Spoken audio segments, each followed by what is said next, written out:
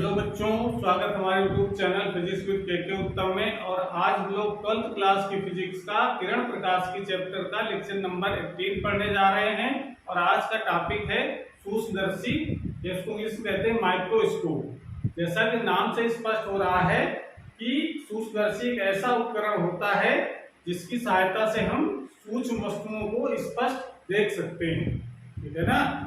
तो सूक्ष्म वस्तुओं को देखने के लिए जो उपकरण यूज किया जाता है उसको हम लोग सूक्ष्मदर्शी कहते हैं। अब सूक्ष्मदर्शी दो प्रकार के होते हैं, एक होता है सरल सूक्ष्मदर्शी और एक होता है संयुक्त सूक्ष्मदर्शी। तो हम लोग आज जो डिटेल में पढ़ेंगे सरल सूक्ष्मदर्शी के बारे में। तो इसकी परिभाषा सूक्ष्मदर्शी नोट कर लीजिए। ये एक ऐसा प्रकाशिक यंत्र होता है जिसकी सहायता से सूक्ष्म वस्तुओं को स्पष्ट रूप से देखा जा सकता है। सूक्ष्मदर्शी दो प्रकार के होते हैं, सरल सूक्ष्मदर्शी जिसको हम लोग सिंपल माइक्रोस्कोप कहते हैं, और संयुक्त अथवा यौगिक सूक्ष्मदर्शी जिसको हम कहता है कंपाउंड माइक्रोस्कोप। तो इसको तो सिंपल सी परिभाषा है। अब इसको डिटेल में लोग पढ़ते हैं सरल सूक्ष्मदर्शी। तो डिटेल लगाइए सरल सूक्ष्मदर्शी, नोट कर लें।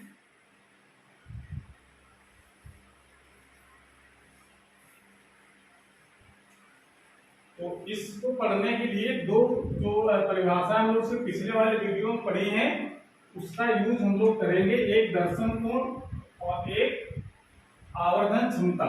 तो अगर ये वीडियो नहीं देखा इसकी प्रीवियस वाला वीडियो तो पहले वाला वीडियो देख लें, उसके बाद फिर ये वीडियो देखें। तो हेडिंग लगाइए सरल सूक्ष्मदर्शी। सरल सूक्ष्म, नाम से ही लग रहा है कि बहुत ही सरल होगा, ठीक है ना। ये होता क्या है एक्चुअल में? सूक्ष्मदर्शी यह है एक छोटी फोकस दूरी, छोटी फोकस दूरी का उत्तल लेंस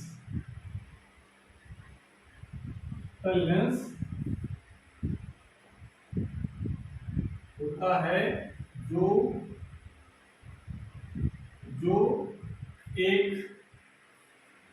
प्लास्टिक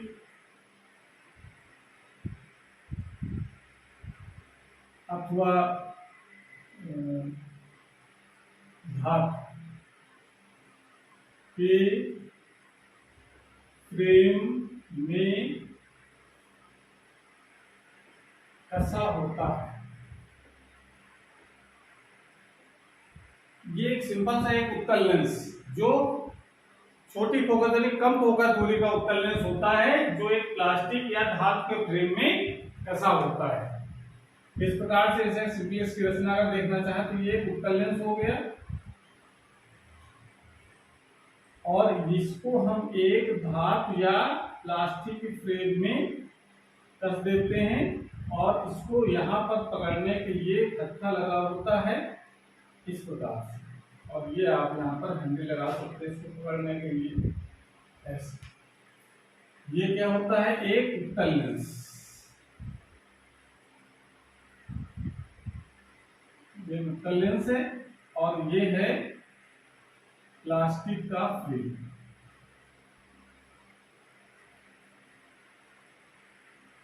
प्लास्टिक का फ्रेम होता है, उसमें कसा होता है, सिंपल से एकदम होता है। उत्तल लेंस लगा होता है आगे और उसको ऐसे पकड़ करके हम लोग किसी वस्तु को देख सकते हैं। तो ये इसका ये तो सिंपल सी इसकी परिभाषा है कि होता क्या है सूक्ष्मदर्शी। ये एक बहुत कम फोकस दूरी का उत्तल, जितनी कम फोकस दूरी का होगा उसके द्वारा जो प्रतिबिंब बनेगा उतना ही बड़ा बनता है, ठीक है ना। लेकिन एक निश्चित फोकस दूरी से आप कम फोकस दूरी का लेंस बनाएंगे तो उसमें तमाम प्रकार की विकृतियां आ जाती हैं जो प्रतिबिंब बनता है। तो इस कारण से हम बहुत मोटा नहीं बना सकते। जो फोकस दूरी कम करने का मतलब है कि लेंस को मोटा बनाना पड़ेगा, और लेंस मोटा बनाने में होता क्या है, उसका जो प्रतिबिंब बनता है वो स्पष्ट नहीं दिखाई पड़ता, उसमें तमाम तरीके के दोष आ जाते हैं। इस कारण से ये बहुत ही एक कह सकते हैं कि बहुत छोटी वस्तुओं को देखने के लिए यूज नहीं किया जा सकता। जो इसका इंप्लीकेशन बहुत कम होता है ये लगभग ये समझ लीजिए कि मैक्सिमम किसी वस्तु का प्रतिबिंब लगभग 9 गुना अधिक बढ़ा सकता है। ये 100 गुना बढ़ाने के लिए अगर बढ़ाना है यानी बहुत ही सूक्ष्म वस्तुओं को देखना है तो फिर हम लोग कंपाउंड माइक्रोस्कोप का यूज करते हैं, सरल सुदर्शी का यूज नहीं किया जा सकता। ये तो केवल घड़ी साज जो होते हैं उनके पुर्जों को देख करके सही करते हैं ये, या हम लोग अपने लैब में जो वर्नियर जो स्केल होता है, ठीक है ना, उसको पढ़ने के लिए यूज कर लेते हैं। मतलब ये बहुत साधारण कामों के लिए यूज होता है, लेकिन अगर बहुत ज्यादा बहुत छोटी वस्तु है तो हम उस चीज को इसका यूज हम लोग नहीं करते हैं। तो इसका सिद्धांत क्या है, तो इधर लगाइए आगे सिद्धांत। तो सिद्धांत में जैसा हम लोग जानते हैं उत्तल लेंस का किरण आरेख हम लोग पढ़ चुके हैं कि वस्तु कहाँ रखी तो उसका प्रतिबिंब कहाँ पर बनता है। तो ये जानते हैं कि जब सिद्धांत क्या लिखेंगे, जब उत्तल लेंस के सामने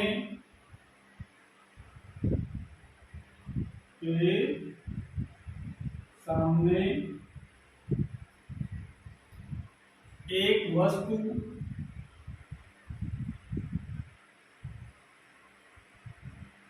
फोकस तथा लेंस के बीच स्थित होती है तो उस वस्तु का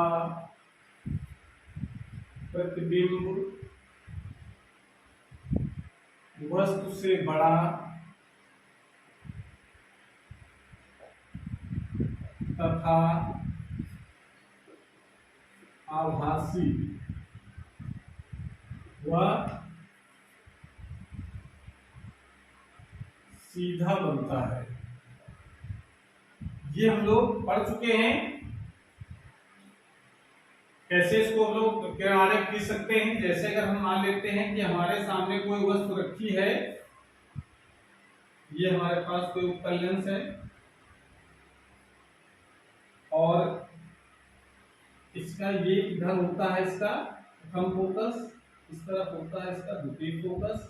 वस्तु को इस प्रकाशीय केंद्र और फोकस के बीच अगर कोई वस्तु रख दी जाए ए बी, तो उसका प्रतिबिंब कहाँ बनेगा। तो एक तो प्रकाश कण को मुख्य अक्ष के समांतर आपतित कराइए तो ये फोकस से होकर के जाएगी और प्रकाशीय केंद्र से होकर के जाने वाले प्रकाश किरणें अपने मार्ग से ना विचलित सीधे निकल जाएंगे। तो ये तो इधर तो वो ये फैलती हुई इधर तो मिलेंगे नहीं। जब हम इनको पीछे जब बढ़ाते हैं ये किरणें यहाँ पर दोनों मिलती हुई प्रतीत होती हैं। इस जगह इसका प्रतिबिंब बनता है ए डैश और बी डैश। क्लियर हो रहा है। इस प्रकार से हम ये कह सकते हैं कि जब कोई वस्तु लेंस के सामने फोकस और लेंस के बीच रखी हो तो उसका प्रतिबिंब वस्तु से बड़ा और सीधा और आभासी बनता है। तो ये इसका सिद्धांत है। जब उत्तल लेंस कोई लेंस ऐसे पकड़ करके उसमें हत्था लगा ऊपर यहाँ पर लेंस लगा उसको देखें और उसको एडजस्ट करें आगे पीछे कि वस्तु उसके फोकस और लेंस के बीच में आ जाए तो उसका बड़ा सा प्रतिबिंब दिखाई पड़ने लगता है। ठीक है ना। तो इस प्रकार से ये इसका सिद्धांत है, नोट कर लीजिए इसको। उसके बाद फिर वेटेज लगाइए। इसकी आवर्धन क्षमता कितनी होती है ये हम लोग सीखेंगे।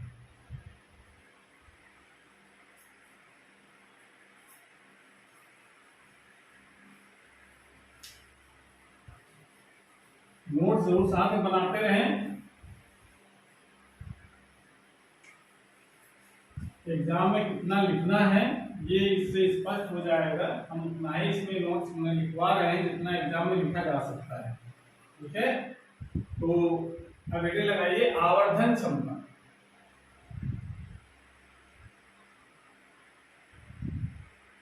आवर्धन क्षमता, आवर्धन क्षमता का मतलब परिभाषा हम लोग पिछले वाले क्लास में पढ़ चुके हैं। आवर्धन क्षमता को m से प्रदर्शित करते हैं। m बराबर होता है प्रतिबिंब द्वारा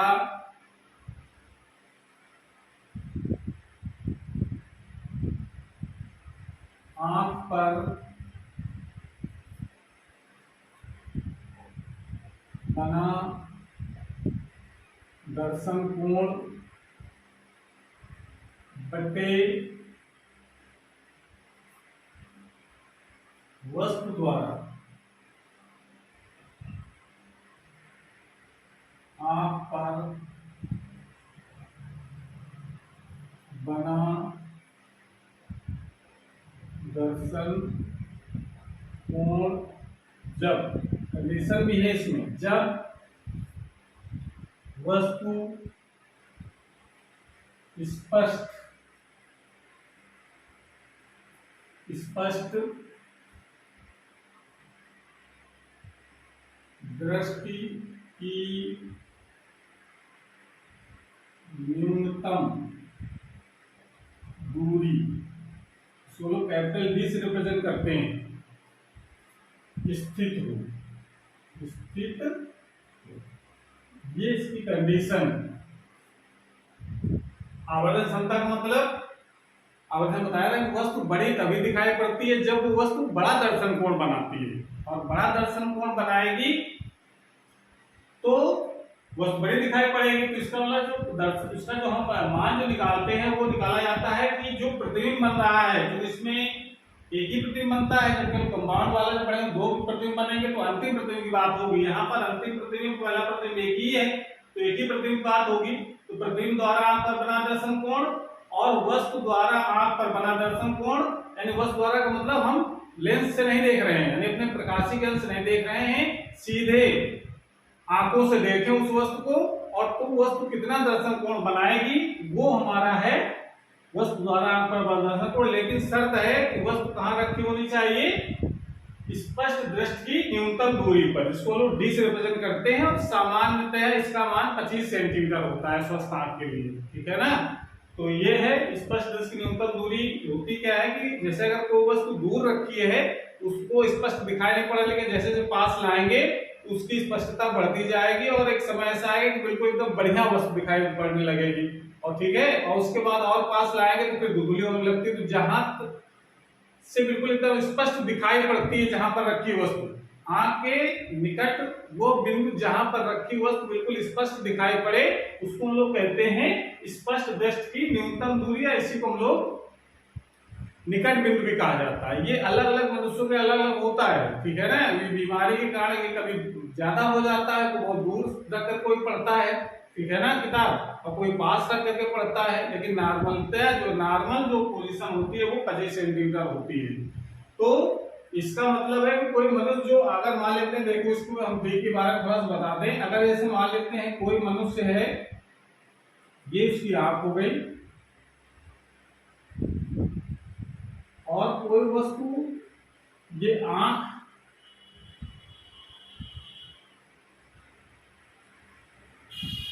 और ये पॉइंट हमारा हो गया जिसको हम लोग कहते हैं निकट बिंदु।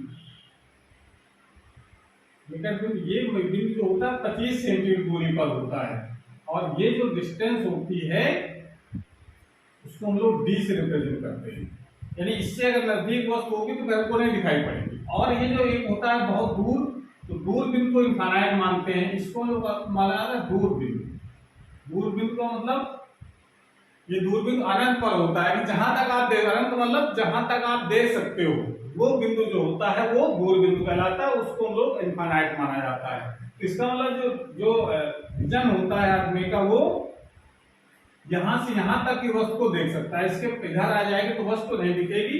तो ये जो दूरी होती है इसको कहते हैं स्पष्ट दृष्टि की न्यूनतम दूरी, और इसका मान 25 सेंटीमीटर होता है, ठीक है ना। तो जब हम बिना यंत्र के देखें तो वस्तु कहां रखी होनी चाहिए, निकट बिंदु पर वस्तु होनी चाहिए, तब हम उसका दर्शन कोण मेजर करें। क्लियर हो गया। तो ये तो दर्शन कोण के बारे में था। और दर्शन कोण होता क्या है, वस्तु द्वारा बनाकर आंख पर बना कोण। तो अब देखिए प्रतिबिंब द्वारा, तो प्रतिबिंब कौन सा है, ये है, इसके द्वारा जो कोण बन रहा है, हमारी आंख यहां पर होगी, देख रहे हैं हम।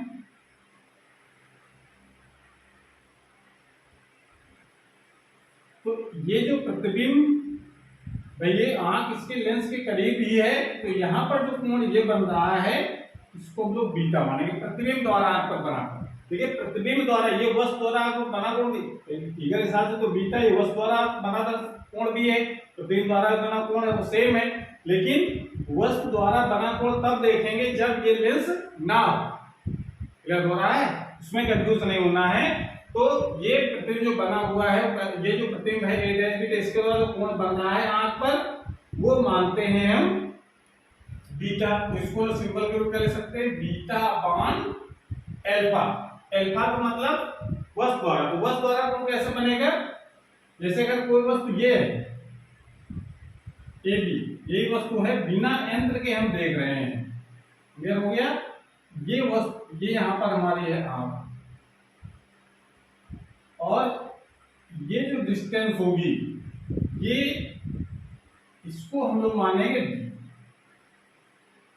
स्पष्ट दृष्टि की न्यूनतम दूरी पर स्थित, तो ये जो कोण बन रहा होगा वो कहलाएगा अल्फा।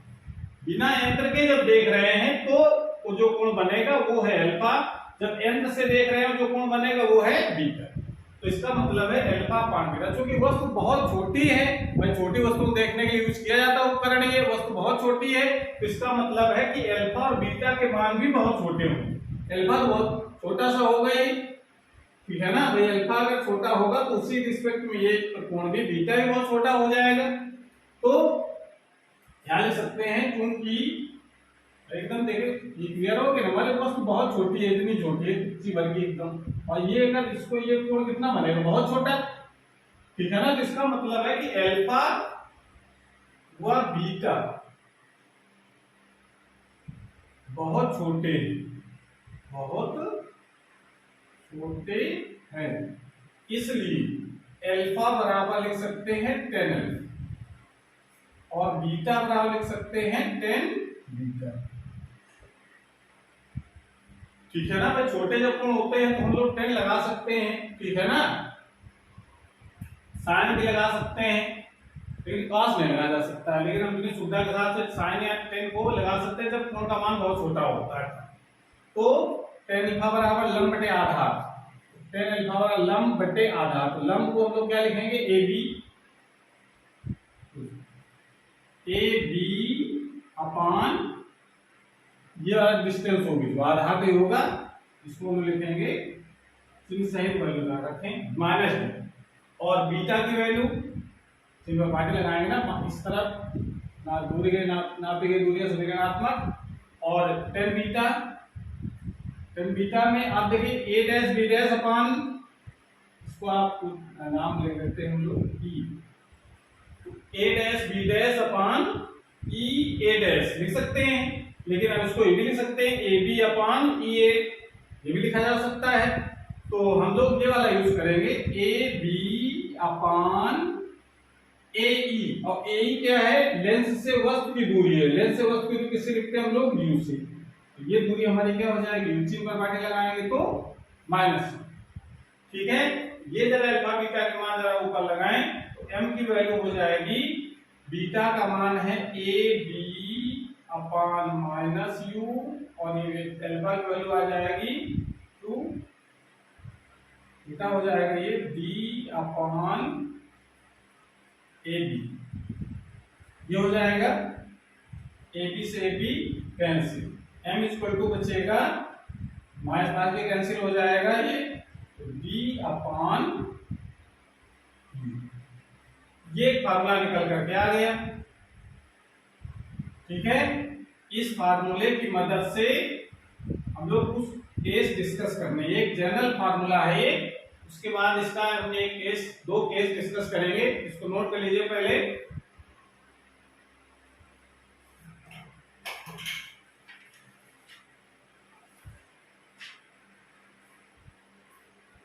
नोट कर लिया,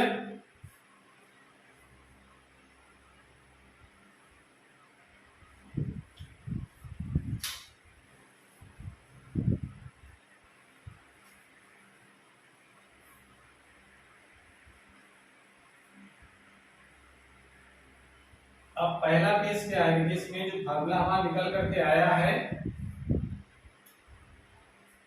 वो है m equal to D upon इसको आप इक्वेशन में डाल लीजिए फर्स्ट।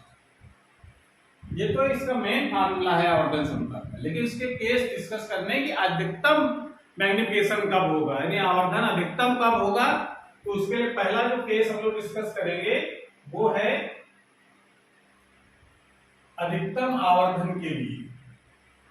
अधिकतम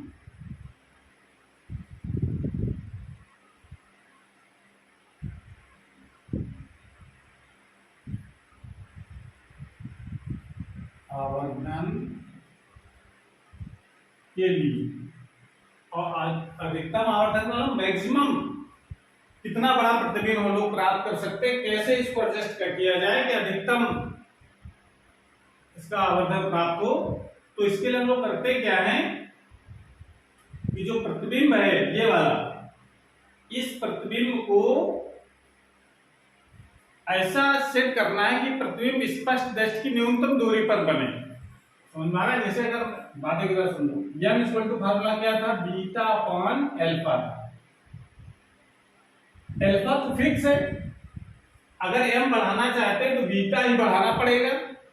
या भाई अल्फा तो चेंज नहीं कर सकते, वस्तु का आकार जितना है उतना रहेगा, और इसको रखना हमको d दूरी पर है, तो ये और ये दोनों फिक्स हैं, तो अल्फा तो फिक्स हो जाएगा, इसको कोई चेंज नहीं हो सकता है।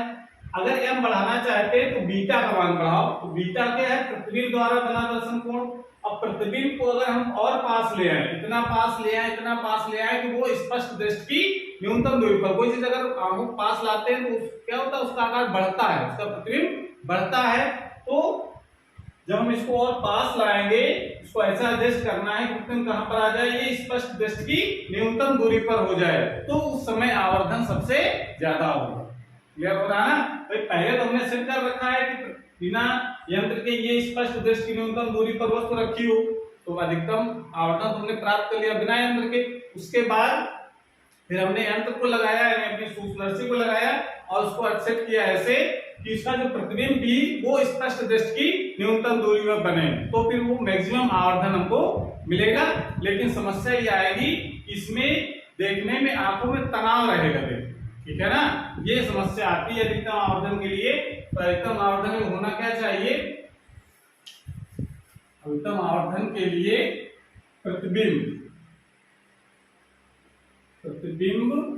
स्पष्ट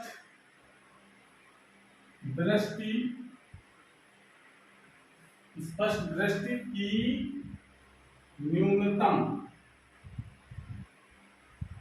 दूरी पर होना चाहिए, यानी ये सेट करना है।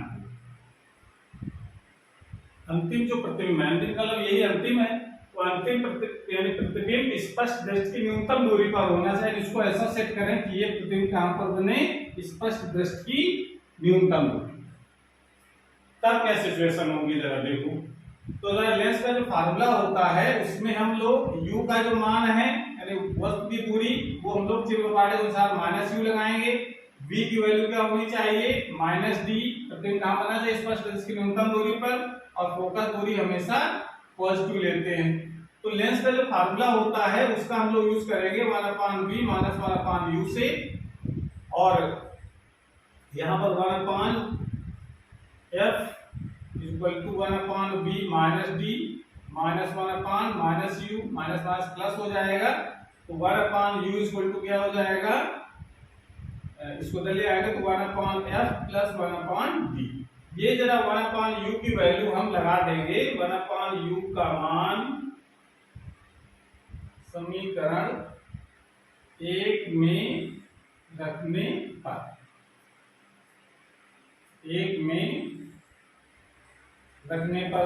जब रखेंगे तो m इक्वल टू जो प्राप्त होगा कितना हो जाएगा, d अपॉन u, 1/u जो वैल्यू लगा दो, ये 1/f प्लस 1/d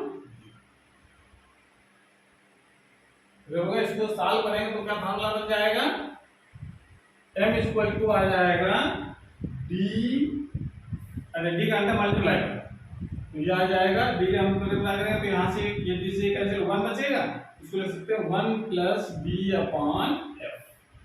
ये एडजस्टमेंट आपको करना पड़ेगा अगर अधिकतम आवर्धन प्राप्त करना है तो आवर्धन कितना होगा 1 + d/f। क्लियर हो गया? तो इस तरीके से ये तो केस पहला। अगर अधिकतम आवर्धन अगर हमको चाहिए तो प्रतिबिंब कहाँ होना चाहिए? स्पष्ट दृष्टि की न्यूनतम दूरी बने तो आवर्धन अधिकतम मिलेगा, लेकिन तनाव देकर के जाएगा ये प्रतिबिंब। जितना पास रखी वस्तु होगी उसको देखने के लिए उतना ही ज्यादा हमको स्ट्रेस होना पड़ता है, आंखों को तनाव देना पड़ता है। तो ये एक समस्या रहेगी इसमें, लेकिन आवर्धन हमको अधिकतम प्राप्त हो। ठीक है, सो नोट कर लीजिए। उसके बाद फिर केस दूसरा,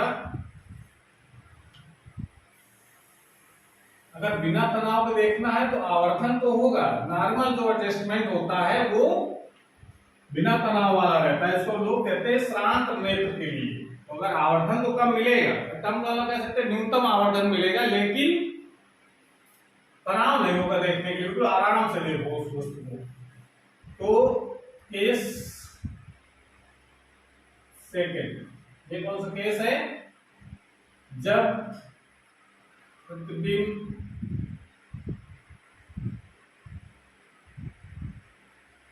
अनंत पर बनता है।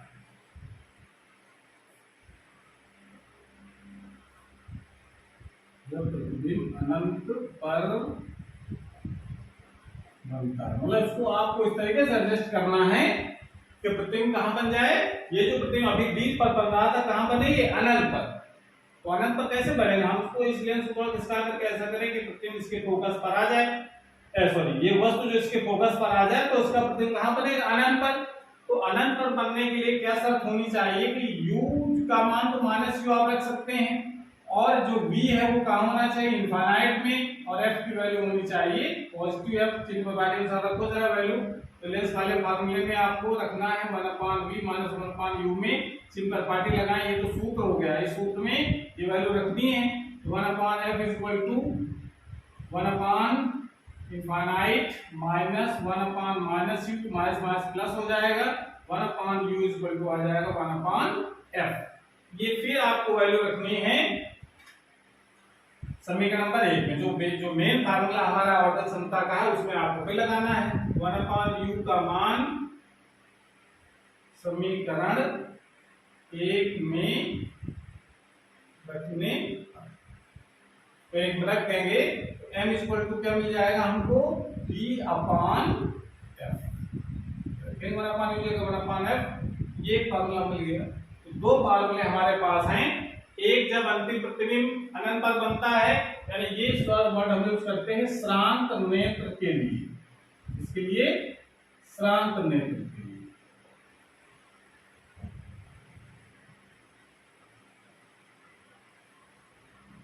इसको कहते हैं relax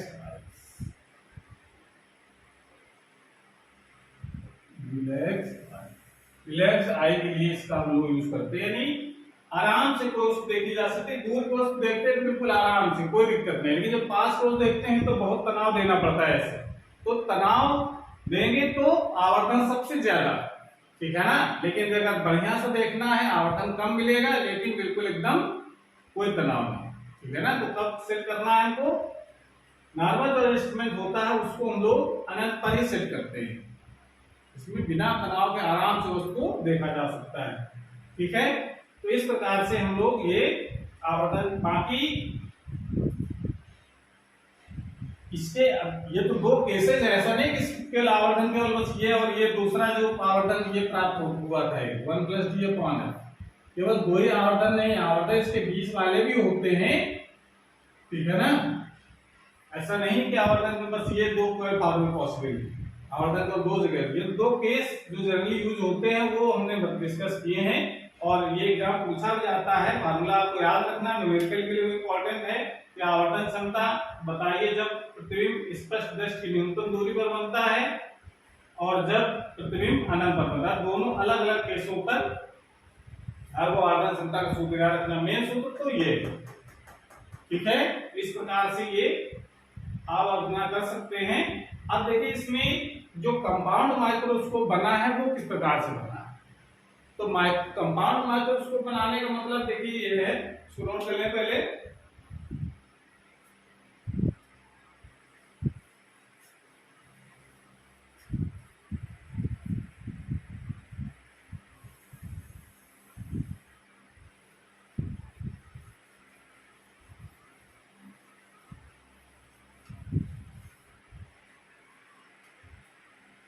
m equal to formula हम लोग पढ़ा है, एक पढ़ा 1 प्लस b अपॉन f और एक पढ़ा है b अपॉन f। दोनों फार्मूले अगर m को बढ़ाना है यानी आवर्धन अगर बढ़ाना है तो इसका मतलब b तो फिक्स होता है पोजीशन के, इसको तो कम ज्यादा कर सकते नहीं, चेंज कर सकते हैं तो f अगर चेंज करेंगे तो m का मान चेंज होगा। जो लेंस हम यूज कर रहे हैं उत्तल लेंस, उसकी फोकस दूरी अगर कम करें तो m का मान बढ़ेगा।